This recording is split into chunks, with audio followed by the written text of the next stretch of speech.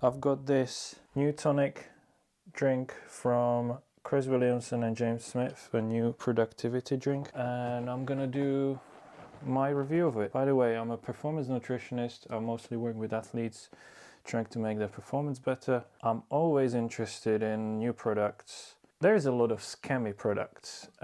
However, when I saw this one and I looked at the ingredients, I was like, oh, finally someone is following the science. That's great. There's a lot of good stuff in there. Obviously, the main ingredient here is caffeine. So no matter what product you do, if you put caffeine in, you're probably going to feel it. It's going to work in terms of energy, focus, and reducing tiredness. So the L-theanine in this one should pretty much reduce the negative effects of caffeine, which can occur probably after an hour of consuming caffeine. You sometimes get this dip in energy. L-theanine is naturally occurring amino acid in most teas. Ages ago, actually, caffeine in tea was called thein. And the main difference was that there was L-theanine there. That's why when you drink green tea, you see more steadily increased energy rather than when you have coffee, it just energy goes up and then it dips down again. So you need another coffee. You know, we all can research all of these things. Just go to examine.com or PubMed and you can like read up a bunch of studies. But like eventually, you know, you gotta try things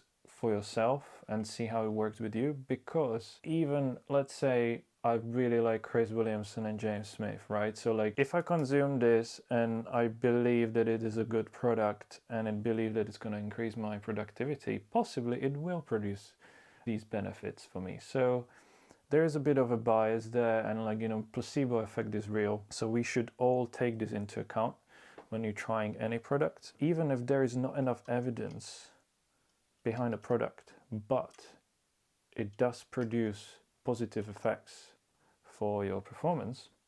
Why should you stop using it? There is definitely some compounds which could have been used in this one as well to get additional effect. For example, L-tyrosine or alpha-GPC could be another product or another brand. Who knows? Energy drinks, as long as you not overconsume it, like with any caffeine. The high threshold of caffeine is 400 milligrams per day, so you should not really consume more than that. Zero sugar.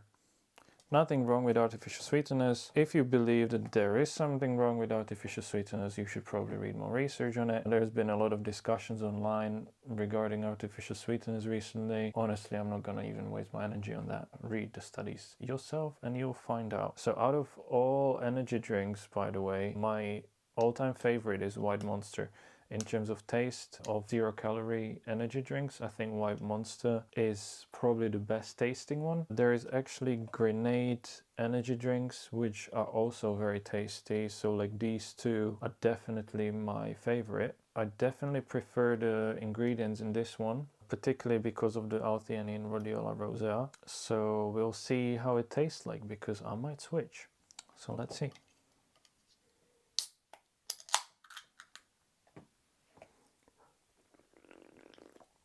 Wow, this is very tasty. I had high expectations, but like, I'm still surprised that it actually tastes nice. Right, another few comments I wanted to make. It would be interesting to see a product like this, or the same product but without the caffeine content. And the simple reason is that some people might not want to consume caffeine or might be too sensitive to caffeine. And also, you know, these people still could benefit from the other ingredients. Also, don't forget that caffeine's half-life is around 6 hours, which means that from the time you consume caffeine, it probably takes around 12 hours to completely get out of your system. For some people, it would be beneficial to literally just have this without caffeine, because some people are very sensitive, and even in terms of time, when they consume caffeine, it can still negatively affect their sleep. Obviously, some people can consume caffeine before bed and they're completely fine. So yeah, so try it for yourself and see how you like it. I definitely like the taste, so I do recommend it. In terms of the effects, I'll probably tell you later. Give it a try, and thank you for watching. See you next time. And let me know in the comments if you've tried it and if you liked it.